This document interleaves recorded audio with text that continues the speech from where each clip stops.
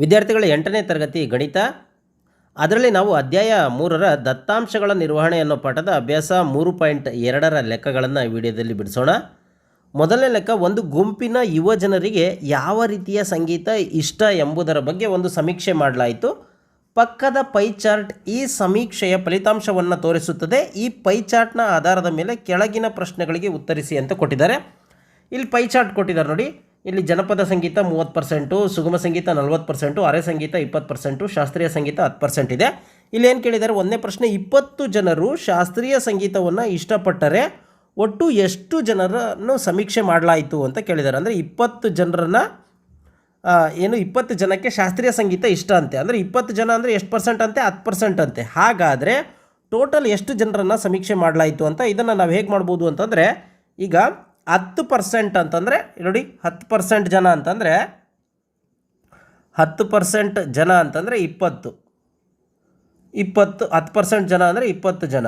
So ಹಾಗಾದರೆ 100% ಜನ ಅಂದರೆ ಎಷ್ಟು ಅಂತ ಬರ್ಕೊಂಡ್ರೆ ಗೊತ್ತಾಗ್ಬಿಡುತ್ತೆ ನಮಗೆ. 100% ಜನ ಅಂದರೆ ಎಷ್ಟು ಅಂತ. ಆವಾಗ ಏನು ಮಾಡಬೇಕು ನಾವು? 100 × 20 ನೋಡಿ, 100 × 20 / 10 ಇದನ್ನು ಗುಣಿಸ್ಬಿಟ್ರೆ ಸಿಕ್ಬಿಡುತ್ತೆ. ಅಲ್ಲಿಗೆ 10 12 ಅಲ್ಲಿಗೆ 200 ಜನ ಆಗುತ್ತೆ. ಹಾಗಾದರೆ ಒಟ್ಟು ಎಷ್ಟು ಜನರನ್ನು ಸಮೀಕ್ಷೆ ಮಾಡಲಾಯಿತು? 200 ಜನರನ್ನು ಸಮೀಕ್ಷೆ ಮಾಡಲಾಯಿತು ಅಂತ ಬರೆದ್ರೆ ಈ ಲೆಕ್ಕ ಮುಗಿಯುತ್ತೆ. 200 ಜನರನ್ನು ಸಮೀಕ್ಷೆ ಮಾಡಲಾಯಿತು ಅಂತ. ಈಗ ಎರಡನೇ ಲೆಕ್ಕ ಮಾಡೋಣ. ಗರಿಷ್ಠ ಜನ ಇಷ್ಟಪಡುವ ಸಂಗೀತ ಯಾವುದು ಅಂತ. ಬಹಳ ಜನ ಇಷ್ಟಪಡ್ತಕ್ಕಂಥ ಸಂಗೀತ ಯಾವುದು? ಇಲ್ಲೇ ಗೊತ್ತಾಗುತ್ತೆ ನೋಡಿ. ಇದು ನಾವು ಏನು ದತ್ತಾಂಶ ನೋಡಿದ್ರೆ ಗೊತ್ತಾಗುತ್ತೆ ಯಾವುದು. 40% ಇರ್ತಕ್ಕಂಥದ್ದು ಯಾವುದು? ಸುಗಮ ಸಂಗೀತವನ್ನು ಅತಿ ಹೆಚ್ಚು ಜನ ಇಷ್ಟಪಡ್ತಕ್ಕಂಥ ಸಂಗೀತ ಪ್ರಕಾರ ಆಗಿದೆ ಅಂತ ಬರೆದ್ರೆ ಮುಗಿಯುತ್ತೆ. ಗರಿಷ್ಠ ಜನರು ಇಷ್ಟಪಡುವ ಸಂಗೀತ ಪ್ರಕಾರ ಸುಗಮ ಸಂಗೀತ. ಇನ್ನು ಮೂರನೇ ಲೆಕ್ಕ ನೋಡೋಣ. ಒಂದು ಸಂಸ್ಥೆ 1000 ಸಿಡಿಗಳನ್ನು ಉತ್ಪಾದಿಸಿದರೆ ಪ್ರತಿ ಪ್ರಕಾರದ ಎಷ್ಟು ಸಿಡಿಗಳನ್ನು ಅವರು ಉತ್ಪಾದಿಸಬೇಕು ಅಂತ. ಸೊ ಮೊದಲಿಗೆ ಏನು ಮಾಡೋಣ, ಅರೆ ಶಾಸ್ತ್ರೀಯ ಸಂಗೀತ ತೆಗೆದುಕೊಳ್ಳೋಣ. ಅರೆ ಶಾಸ್ತ್ರೀಯ ಸಂಗೀತದ ಸಿಡಿಗಳು ಎಷ್ಟು? 1000 ಇಂಟು ಎಷ್ಟು ಪರ್ಸೆಂಟೇಜ್ ಇದೆ? 20% ಇದೆ, ಹೌದಾ? ಸೊ 20% ಅಂದ್ರೇನು? 1000 ಇಂಟು 20/100 ಅಂತ. ಸೊ ಅಂದರೆ 2 0 ಹೋದರೆ ಅಲ್ಲಿಗೆ ಎಷ್ಟಾಗುತ್ತೆ? 20 × 10 200. ಸೊ ಹಾಗಾದರೆ ಇದೆಷ್ಟಿದು? 200 ಸಿಡಿಗಳು. ಸೊ ಶಾಸ್ತ್ರೀಯ ಸಂಗೀತ ಎಷ್ಟು? 200. ಅರೆ ಶಾಸ್ತ್ರೀಯ ಸಂಗೀತ 200 ಸಿಡಿಗಳು ಅಂತ. ಅದೇ ರೀತಿ ಎರಡನೇದು ಏನು ಮಾಡೋಣ, ಶಾಸ್ತ್ರೀಯ ಸಂಗೀತ.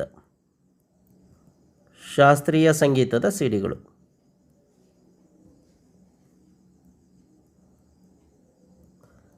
ಎಷ್ಟು? 1000 ಇಂಟು ಶಾಸ್ತ್ರೀಯ ಸಂಗೀತ ಅಂದರೆ ಎಷ್ಟು ಪರ್ಸೆಂಟು? 10%. ಸೊ ಹಾಗಾಗಿ 1000 ಇಂಟು 10% ಅಂದರೆ 10/100. ಸೊ ಅಲ್ಲಿಗೆ 100 2 0 ಕ್ಯಾನ್ಸಲ್ ಆದರೆ ಅಲ್ಲಿಗೆ 10 100. ಸೊ ಅಲ್ಲಿಗೆ ಶಾಸ್ತ್ರೀಯ ಸಂಗೀತದ ಎಷ್ಟು ಸಿಡಿಗಳು? 100 ಸಿಡಿಗಳು ಕಂಪ್ನಿ ತಯಾರಿಸುತ್ತೆ ಅಂತ. ಅದೇ ರೀತಿ ನೆಕ್ಸ್ಟು ಜನಪದ ಸಂಗೀತ. ಸೊ ಮೂರನೇದು ಜನಪದ ಸಂಗೀತದ ಸಿಡಿಗಳು. ಒಟ್ಟು ಎಷ್ಟು ಸಿಡಿ ತಯಾರಿಸಿದೆ? 1000 ಸಿಡಿ ತಯಾರಿಸಿದೆ. ಆದರೆ ಜನಪದ ಸಂಗೀತದ ಸಿಡಿಗಳೆಷ್ಟು? 30%. ಸೊ 30% ಅಂತಂದರೆ 1000 ಇಂಟು 30/100. ಸೊ 2 0 ಹೋಯಿತು. ಅಲ್ಲಿಗೆ 30 × 10 ಗುಣಿಸಿದ್ರೆ 300 ಸಿಡಿಗಳು. ಎಷ್ಟು ಸಿಡಿಗಳು? 300 ಸಿಡಿಗಳು. ಸೊ ನಾಲ್ಕನೇದು ಸುಗಮ ಸಂಗೀತದ ಸಿಡಿಗಳು. ಸುಗಮ ಸಂಗೀತದ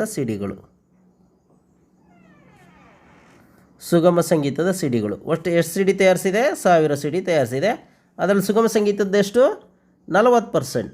ಸೊ 40% ಅಂತಂದರೆ ಅದನ್ನು ಹೇಗೆ ಬರ್ಕೋಬೋದು? 40/100 ಅಂತ. ಸೊ 2 0 ಹೋದರೆ 40 × 10 ಗುಣಿಸಿದ್ರೆ ಅಲ್ಲಿಗೆ 400 ಸಿಡಿಗಳು ಆಗುತ್ತೆ. ಹಾಗಾದರೆ ಸುಗಮ ಸಂಗೀತದ ಸಿಡಿಗಳು ಎಷ್ಟು? 400 ಸಿಡಿಗಳು ಆಗ್ತವೆ.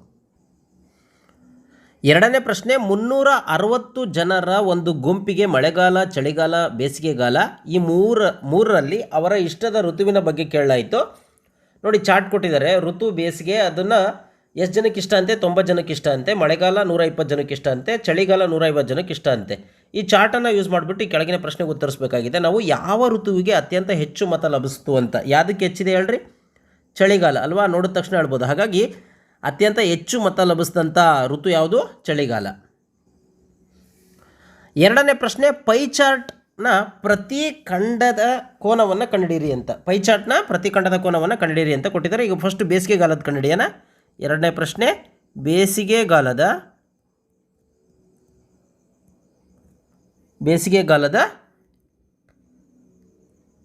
ಖಂಡದ ಕೋನ. ಬೇಸಿಗೆಕಾಲದ ಖಂಡದ ಕೋನ.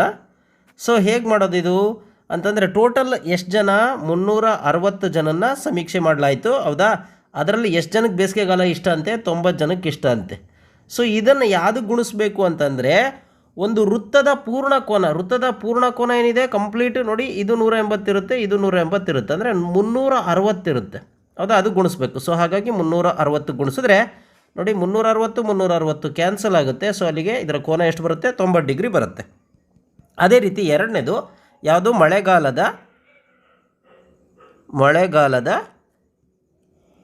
ಖಂಡದ ಕೋನ.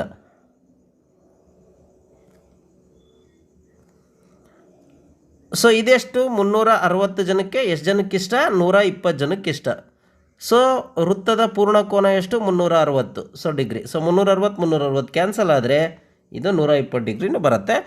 ಇದೇ ಉತ್ತರ ಬರುತ್ತೆ ಅನ್ಕೋಬೋದು ನೀವು. ಕಾರಣ 360 ಜನಕ್ಕೆ ಇಲ್ಲಿ ಏನು ತೆಗೆದುಕೊಂಡಿದ್ದಾರೆ ಅದಕ್ಕೋಸ್ಕರ. ಈಗ ಅದೇ ರೀತಿ ಚಳಿಗಾಲದ ಖಂಡದ ಕೋನ. ಸೊ ಎಷ್ಟು? ಟೋಟಲ್ 360 ಜನ. ಚಳಿಗಾಲ ಎಷ್ಟು ಜನಕ್ಕಿಷ್ಟ? 150 ಜನಕ್ಕಿಷ್ಟ. ಸೊ ಅದನ್ನು ಯಾವುದರಿಂದ ಗುಣಿಸ್ಬೇಕು? 360ರಿಂದ ಗುಣಿಸ್ಬೇಕು. ಸೊ ಇಲ್ಲಿ 360 ಕ್ಯಾನ್ಸಲ್ ಆದರೆ ಉಳಿಯೋದು 150 ಆಗುತ್ತೆ. ಹಾಗಾಗಿ ಈ ಚಳಿಗಾಲದ ಖಂಡದ ಕೋನದ ಅಳತೆ ಎಷ್ಟು? 150. ಅದೇ ರೀತಿ ಮಳೆಗಾಲದ ಖಂಡದ ಕೋನದ ಅಳತೆ ಎಷ್ಟು? 120. ಅದೇ ರೀತಿ ಬೇಸಿಗೆಗಾಲದ ಖಂಡದ ಕೋನದ ಅಳತೆ ಎಷ್ಟು? 90 ಡಿಗ್ರಿ. ಸೊ ಇದನ್ನು ಮೂರನೇ ಪ್ರಶ್ನೆಯಲ್ಲಿ ಏನು ಕೇಳಿದ್ದಾರೆ? ಈ ಮಾಹಿತಿಯನ್ನು ತೋರಿಸಲಿಕ್ಕೆ ಒಂದು ಪೈ ಚಾರ್ಟನ್ನು ಬರೆಯಿರಿ ಅಂತ ಹೇಳಿದ್ದಾರೆ. ಇದರ ಅಳತೆಯನ್ನು ನಾವು ತೆಗೆದುಕೊಂಡು ಏನು ಮಾಡೋಣ? ಈಗ ಪೈ ಚಾರ್ಟನ್ನು ರಚನೆ ಮಾಡೋಣ. ಮೊದಲಿಗೆ ಈ ರೀತಿ ಅನುಕೂಲಕರ ತ್ರಿಜ್ಯವನ್ನು ತೆಗೆದುಕೊಂಡು ಒಂದು ವೃತ್ತವನ್ನು ರಚಿಸ್ಕೊಂಡ್ಬಿಟ್ಟು ಇದರ ಕೇಂದ್ರ ಬಿಂದುವನ್ನು O ಅಂತ ಕರೆಯೋಣ. ನಾವು O ಅಂತ ಕರೆದು ಇದನ್ನು ಒಂದು ತ್ರಿಜ್ಯವನ್ನು ನಾವು ಎಳ್ಕೊಳ್ಳೋಣ. ಒಂದು ತ್ರಿಜ್ಯವನ್ನು ಯಾವ ಭಾಗದಲ್ಲಾದರೂ ನೀವು ತ್ರಿಜ್ಯವನ್ನು ಎಳ್ಕೊಬೋದು. ಒಂದು ತ್ರಿಜ್ಯವನ್ನು ಹಾಕ್ಕೊಂಡೆ. ಈಗ ಮೊದಲನೇ ಕೋನ ಏನಿದೆ, ಮೊದಲನೇ ಕೋನ 90 ಡಿಗ್ರಿ ಇದೆ. ಬೇಸಿಗೆಗಾಲ ಅಂತೆ ಅದು 90 ಡಿಗ್ರಿ ಇದೆ. ಸೊ ಹಾಗಾಗಿ ನಾವು 90 ಡಿಗ್ರಿ ಕೋನವನ್ನು ಕೋನಮಾಪಕದ ಸಹಾಯದಿಂದ ಈ ರೀತಿ ತೆಗೆದುಕೊಳ್ಳೋಣ. ಲೈನ್ ಆ ಕಡೆಯಿಂದ ಶುರುವಾಗಿದೆ, ಈ ಕಡೆಯಿಂದ ಶುರುವಾಗಿದೆ. ಸೊ ಈ ಕಡೆಯಿಂದ ನಾವು 90 ಡಿಗ್ರಿಯನ್ನು ಎಣಿಸಿದ್ರೆ ಇಲ್ಲಿ ಬರುತ್ತೆ. ಸೊ ಹಾಗಾಗಿ ಇಲ್ಲಿಗೆ ನಾವು ಮಾರ್ಕ್ ಮಾಡ್ಕೊಳ್ಳೋಣ. ಮಾರ್ಕ್ ಮಾಡಿಕೊಂಡು ಅದನ್ನು ಸ್ಕೇಲ್ನಿಂದ ಹಾಕೋಣ. ಸ್ಕೇಲ್ನಿಂದ 90 ಡಿಗ್ರಿ ಮಾರ್ಕನ್ನು ನಾವು ಮಾಡೋಣ. ಇದು 90 ಡಿಗ್ರಿ. ಇದು ಯಾವುದಿದು? ಯಾವ ಕಾಲ ಇದು? 90 ಡಿಗ್ರಿ. ಇದು ಬೇಸಿಗೆಗಾಲ. ಇದು ಬೇಸಿಗೆ ಕಾಲ, ರೈಟ್. ಈಗ ಮುಂದಿನ ಕೋನ ಎಷ್ಟು? ಮುಂದಿನ ಕೋನ ನಾವು ಯಾವುದು? ಎರಡನೇದಾಗಿ ಮಳೆಗಾಲ 120 ಡಿಗ್ರಿ. ಸೊ ಮಳೆಗಾಲ 120 ಡಿಗ್ರಿ ಇರೋದ್ರಿಂದ ನೋಡಿ 0 ಮೇಲೆ ನಾವು ಈ ರೀತಿ ಇಟ್ಕೊಂಡು ಈ ಗೆರೆನೂ ಸಹ ಇದ್ರ ಮೇಲೆ ಇರಬೇಕು. ಇಲ್ಲಿಂದ 120 ಡಿಗ್ರಿ ಲೈನ್ ಆ ಕಡೆಯಿಂದ ಶುರುವಾಗಿದೆ, ಈ ಕಡೆಯಿಂದ ಶುರುವಾಗಿದೆ ಲೈನು. ಸೊ ಹಾಗಾಗಿ ನಾವು ಈ ಕಡೆಯಿಂದ 0 ತೆಗೆದುಕೊಂಡ್ರೆ ಇಲ್ಲಿ 90, ಹೌದಾ? ಅದೆಷ್ಟಿದೆ? 120 ಇದೆ. ಇದು 90 ಆದರೆ ಇದು 100, 110, 120 ಇಲ್ಲಿಗೆ ಬರುತ್ತೆ. ಇಲ್ಲಿಗೆ ಮಾರ್ಕನ್ನು ಮಾಡ್ಕೊಳ್ಳೋಣ. ಮಾರ್ಕ್ ಮಾಡಿಕೊಂಡು ಇದನ್ನು ನಾವು ಈ ತ್ರಿಜ್ಯವನ್ನು ಸೇರಿಸ್ಬಿಡೋಣ. 120 ಡಿಗ್ರಿ. ಇದು ಯಾವ ಕಾಲ? ಇದು 120 ಡಿಗ್ರಿ, ಹೌದಾ? 120 ಡಿಗ್ರಿ. ಇದು ಯಾವ ಕಾಲ? ಮಳೆಗಾಲ. ಇದು ಯಾವುದಿದು? ಮಳೆಗಾಲ. ನೆಕ್ಸ್ಟ್ ಇನ್ನು ಉಳಿದಿರ್ತಕ್ಕಂಥದ್ದು ಯಾವ್ದು ಹೇಳಿ? ಉಳಿದಿರ್ತಕ್ಕಂಥದ್ದು ಒಂದೇ ಒಂದು, ಅದ್ಯಾವುದು? ಚಳಿಗಾಲ. ಇದನ್ನೇ ನಾವು ಅಳತೆ ಮಾಡೋ ಮತ್ತೆ ಹಾಕೋತಕ್ಕಂಥ ಅವಶ್ಯಕತೆ ಇಲ್ಲ. ಉಳಿದಿರ್ತಕ್ಕಂಥದ್ದು 150 ಡಿಗ್ರಿ, ಅದು ಹಾಗೇ ಆಗಿರುತ್ತೆ. ಹಾಗಾಗಿ ಇದು ಯಾವುದು? ಚಳಿಗಾಲ. ಸೊ ಇದು ನಮಗೆ ಬೇಕಾದಂಥ ಪೈ ನಕ್ಷೆ ಆಗಿದೆ.